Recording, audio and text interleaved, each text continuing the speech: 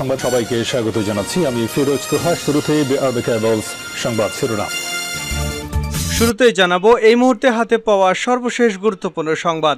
দীর্ঘদিন পর আবারও রাজপথে সক্রিয় হচ্ছে বিএনপি। সেই লক্ষ্যে শ্রমিক দিবসে ঢাকায় বড় সমাবেশ করতে চায় দলটি। এর মধ্যে ব্যাপক প্রস্তুতির কথা জানিয়েছে জাতীয়তাবাদী শ্রমিক দল। এবারে জানাবো সীমান্তে বিএসএফের গুলিতে আবারও এক বাংলাদেশি যুবক নিহত। ব্রাহ্মণবাড়িয়ার কসবা সীমান্তে ভারতীয় সীমান্তরক্ষী বাহিনী বিএসএফের গুলিতে এক বাংলাদেশি নিহত হয়েছেন। সোমবার সকাল 9:30টার দিকে উপজেলার বায়েক ইউনিয়নের পুটিয়া সীমান্ত এলাকায় ওই হত্যাকাণ্ডের ঘটনা ঘটে। নিহত যুবকের নাম হাসান, তিনি একই এলাকার দারুমিয়ার ছেলে। জানাবো দল টিকিয়ে রাখার স্বার্থে নির্বাচনে গিয়েছে জাতীয় পার্টি। অনিচ্ছা সত্ত্বেও দলের স্বার্থে সর্বশেষ জাতীয় নির্বাচনে অংশ নেবার সিদ্ধান্ত নিয়েছিলেন বলে উল্লেখ করেছেন জাতীয় পার্টির চেয়ারম্যান জি.এম. কাদের। আওয়ামী লীগ তাদের রাজনৈতিক চরিত্র হারিয়েছে বলেও উল্লেখ করেন জি.এম. কাদের।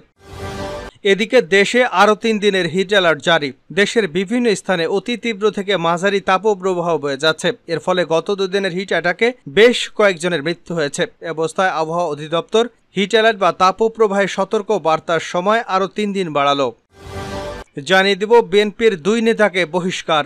দলীয় সিদ্ধান্ত অমান্য করে আসন্ন উপজেলা পরিষদ নির্বাচনে অংশ নেওয়ার অভিযোগে 2 নেতাকে বহিষ্কার করেছে বিএনপি। এবং সর্বশেষ জানাবো আন্তর্জাতিক সংবাদ। এবার যুক্তরাষ্ট্রের সামরিক ঘাঁটিতে 5 রকেট হামলা। সিরিয়ার উত্তর পূর্বাঞ্চলে যুক্তরাষ্ট্রের একটি সামরিক ঘাঁটিতে রোববার ইরাকের জুম্মার শহর থেকে 5টি রকেট হামলা চালানো হয়। ইরাকের নিরাপত্তা বাহিনীর 2টি সূত্র এবং যুক্তরাষ্ট্রের কর্মকর্তারা এ তথ্য জানিয়েছেন। এতক্ষণ শিরোনাম শুনছিলেন, এবার বিস্তারিত। প্রিয় দর্শক, আপনি যদি এই চ্যানেলে নতুন হয়ে থাকেন, ভিডিওটি দেখতে দেখতে চ্যানেলটি সাবস্ক্রাইব করে আমাদের সঙ্গেই থাকুন।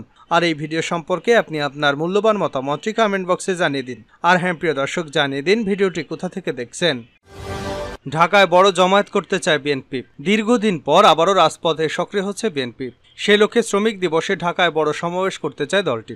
এর মধ্যে ব্যাপক প্রস্তুতির কথা জানিয়েছে জাতীয়তাবাদী শ্রমিক দল। রাজধানী সহ পার্শ্ববর্তী জেলা, মহানগর ও শিল্পাঞ্চলের নেতাকর্মীরা শ্রমিক সমাবেশে অংশ নেবেন। বড় জমায়েতের লক্ষ্যে কয়েকদিন ধরে ধারাবাহিক বৈঠক করছেন সংগঠনের শীর্ষ নেতারা। এবার বেগম খালেদা জিয়া সহ কারাবন্দী নেতাকর্মীদের মুক্তির দাবিতে 26 এপ্রিল নয়াপল্টনে সমাবেশ করবে ঢাকা মহানগর দক্ষিণ বিএনপি। পৃথক 2টি সমাবেশেই বিএনপির মহাসচিব মির্জা ফখরুল ইসলাম আলমগীর সহ স্থায়ী কমিটির ও কেন্দ্রীয় নেতারা অংশ নেবেন বলে জানা গেছে। এর মধ্য দিয়েই আবারও চাঙ্গা হয়ে উঠবেন দলের নেতাকর্মীরা, এমনটাই আশা করছেন তারা। এছাড়াও নেতাকর্মীদের সক্রিয় রাখতে ইস্যুভিত্তিক কর্মসূচি, সভা সমাবেশ ও তৃণমূল পর্যায়ে বর্ধিত সভার প্রস্তুতি নিচ্ছে দলটি। গত শুক্রবার বিএনপির ভারপ্রাপ্ত চেয়ারম্যান তারেক রহমানের কাছে এ বিষয়ে একটি প্রস্তাব পাঠিয়েছেন সাংগঠনিক নেতারা। আজ রাতে দলটির সর্বোচ্চ নীতি নির্ধারণী ফোরামের বৈঠকে নতুন কর্মসূচির এই প্রস্তাব নিয়ে আলোচনা হবে। আগামী 2-1 দিনের মধ্যে নতুন কর্মসূচির ঘোষণা আসতে পারে। দলীয় সূত্রে সব তথ্য জানা গেছে। এদিকে শনিবার আলোচনা সভায় অংশ নিয়ে বিএনপির মহাসচিব মির্জা ফখরুল ইসলাম আলমগীর বলেছেন, দেশ ও জাতি বড় দুঃসময় পার করছে। গণতন্ত্রকামী মানুষরা নির্যাতিত হচ্ছেন। এর জন্য জাতির ঐক্যবদ্ধ হওয়া প্রয়োজন। সবাইকে এক হয়ে রাজপথে নামতে হবে। রাষ্ট্রযন্ত্রকে ঝাঁকি দিতে হবে। সূত্রে জানা গেছে, নেতাকর্মীদের চাঙ্গা এবং সাংগঠনিক শক্তি বৃদ্ধি করতে দলীয় হাইকমান্ডের নির্দেশনায় নতুন করে মাঠে নামছে বিএনপি। প্রথমে ইস্যুভিত্তিক ও বিএনপির বিভিন্ন অঙ্গ সহযোগী সংগঠনের ব্যানারে নানামুখী কর্মসূচি পালন করার উদ্যোগ নেওয়া হয়েছে। এতে ক্রমান্বয়ে দলটি চলমান আন্দোলনে গতি পাবে। সেই ধারাবাহিকতায় শুক্রবার রাজধানী নয়াপল্টনের সমাবেশ করবে ঢাকা মহানগর দক্ষিণ বিএনপি। এরপরেই 1 মে শ্রমিক সমাবেশ করবে শ্রমিক দল। 2 মে বড় আয়োজনে শ্রমিক দলের প্রতিষ্ঠাবার্ষিকী পালন করবে সংগঠনটি। এছাড়া 30 মে বিএনপির প্রতিষ্ঠাতা জিয়াউর রহমানের মৃত্যুবার্ষিকী উপলক্ষে মে মাস জুড়ে নানা ধরনের কর্মসূচি পালন করা হবে বলে জানা গেছে। সীমান্তে বিএসএফের গুলিতে বাংলাদেশি যুবক নিহত। ব্রাহ্মণবাড়িয়ার কসবায় সীমান্তে ভারতীয় সীমান্তরক্ষী বাহিনী বিএসএফের গুলিতে বাংলাদেশি নিহত হয়েছেন। সোমবার সকাল 9:30টার দিকে উপজেলার বায়েক ইউনিয়নের পুটিয়া সীমান্ত এলাকায় ওই ঘটনা ঘটে। নিহত যুবকের নাম হাসান, তিনি একই এলাকার দারুমিয়ার ছেলে। কসবা থানা পুলিশ ভারপ্রাপ্ত কর্মকর্তা রাজু আহমেদ জানান, বিএসএফের গুলিতে নিহত যুবক সীমান্তে চোরাচালানের সঙ্গে জড়িত ছিলেন বলে জানা গেছে। তার মরদেহ উপজেলা স্বাস্থ্য কমপ্লেক্সে রাখা হয়েছে। তার শরীরে গুলিবিদ্ধ হয়েছে। ময়না তদন্তের জন্য জেলা সদর হাসপাতালের মর্গে পাঠানো হবে। হাসানের চাচাতো ভাই আরিফ জানান, হাসান বিভিন্ন সময় সীমান্তের ওপার থেকে চিনি চোরাচালানে শ্রমিকের কাজ করতেন।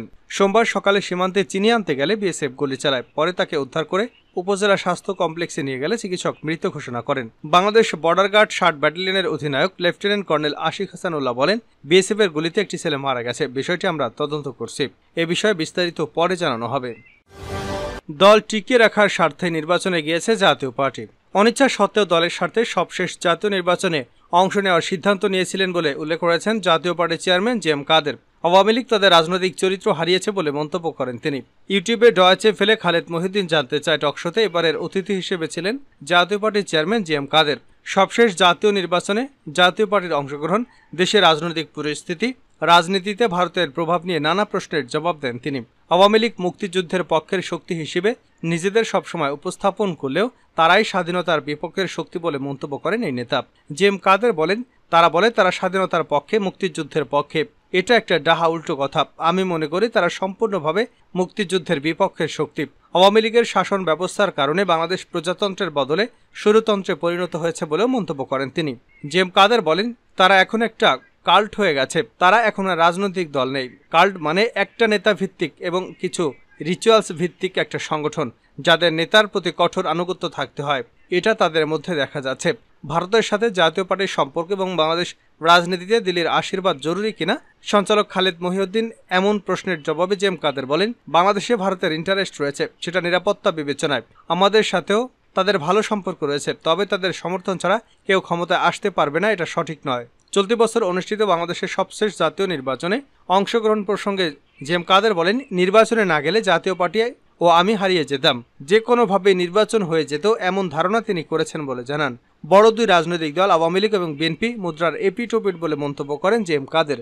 তিনি বলেন, বিএনপি যা করেছিল আওয়ামী লীগও একই ঘটনার পুনরাবৃত্তি করছে।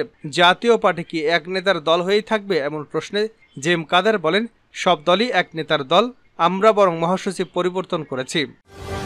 দেশে আরও 3 দিনের হিট অ্যালার্ট জারি। দেশের বিভিন্ন স্থানে অতি তীব্র থেকে মাঝারি তাপপ্রবাহ বয়ে যাচ্ছে। এর ফলে গত 2 দিনের হিট অ্যাটাকে বেশ কয়েকজনের মৃত্যু হয়েছে। এ অবস্থায় আবহাওয়া অধিদপ্তর হিট অ্যালার্ট জারি এবং তাপপ্রবাহের সতর্কতার সময় আরও 3 দিন বাড়িয়েছে। সোমবার সকালে আগামী 72 ঘন্টার জন্য নতুন সতর্ক বার্তায় এ তথ্য জানানো হয়। এ বিষয়ে আবহাওয়াবিদ মোহাম্মদ বজলুর রশিদ বলেন, আজ সোমবার তাপমাত্রা খানিকটা কমে যাওয়ার সম্ভাবনা আছে, তবে আগামী 2 দিন আবার তাপমাত্রা বাড়তে পারে। তাই হিট অ্যালার্ট আরও 3 দিন বাড়িয়ে দেওয়া হয়েছে। এর আগে দ্বিতীয় দফায় তাপপ্রবাহের সতর্কবার্তা দেওয়া হয় গত 19 এপ্রিল। গতকাল রোববার দীর্ঘ ছুটি শেষে শিক্ষা প্রতিষ্ঠানগুলো খোলার কথা ছিল, কিন্তু তাপপ্রবাহের কারণে তা বন্ধ করে দেওয়া হয়েছে। এদিকে গতকাল রোববার সর্বোচ্চ তাপমাত্রা রেকর্ড করা হয়েছে চুয়াডাঙ্গায় 42.2 ডিগ্রি সেলসিয়াস। জানাবো আন্তর্জাতিক সংবাদ। যুক্তরাষ্ট্রের সামরিক ঘাঁটিতে 5 রকেট হামলা। সিরিয়ার উত্তর পূর্বাঞ্চলে যুক্তরাষ্ট্রের একটি সামরিক ঘাঁটিতে রোববার ইরাকের জুম্মার শহর থেকে 5টি রকেট হামলা চালানো হয়েছে। ইরাকের নিরাপত্তা বাহিনী, 2টি সূত্র এবং যুক্তরাষ্ট্রের কর্মকর্তারা এ তথ্য জানিয়েছেন খবর রয়টার্সের। গত ফেব্রুয়ারি থেকে ইরাকে মার্কিন সেনাবাহিনীকে লক্ষ্য করে ইরান সমর্থিত বাহিনীগুলো তাদের হামলা বন্ধ রাখার পর আবারও হামলার ঘটনা ঘটল। ইরাকের প্রধানমন্ত্রী মোহাম্মদ শিয়া আল সুদানি হোয়াইট হাউসে মার্কিন প্রেসিডেন্ট জো বাইডেনের সঙ্গে দেখা করে দেশে ফেরার পরই এই হামলার ঘটনা ঘটে। কাতাইব হিজবুল্লাহর সঙ্গে সম্পৃক্ত একটি টেলিগ্রাম গ্রুপের পোস্টে বলা হয়েছে, ইরাকে মার্কিন সামরিক জোটের কার্যক্রম শেষ করার আলোচনা ধীর গতিতে আগানোর ফলে ইরাকের সশস্ত্র বাহিনী 3 মাস হামলা বন্ধ রাখার পর পুনরায় হামলা শুরু করেছে। কাতাইব হিজবুল্লাহর সঙ্গে ঘনিষ্ঠ সম্পর্ক রয়েছে এমন আরও একটি টেলিগ্রাম গ্রুপে সাবমেরিন নিউজ জানিয়েছে, ইরান সমর্থিত গোষ্ঠীগুলোর পক্ষ থেকে কোনো বিবৃতি দেওয়া হয়নি। নাম না প্রকাশের শর্তে যুক্তরাষ্ট্রের একজন কর্মকর্তা জানিয়েছেন, ইরাক থেকে সিরিয়ার রুমালিয়ানে একটি জোট ঘাঁটিতে 5টির বেশি রকেট হামলা চালানো হয়েছে, তবে এতে কোনো মার্কিনী আহত হননি। কর্মকর্তারা বলছেন, রকেট হামলা ব্যর্থ হয়েছে, তবে এটা স্পষ্ট নয় যে রকেট হামলা নির্দিষ্ট স্থানে আঘাত হানতে ব্যর্থ হয়েছে নাকি সেগুলো পৌঁছানোর আগেই ধ্বংস করে দেওয়া হয়েছে। এটাও স্পষ্ট নয় যে রকেট হামলার মাধ্যমেই ওই ঘাঁটিকেই শুধু টার্গেট করা হয়েছিল কিনা।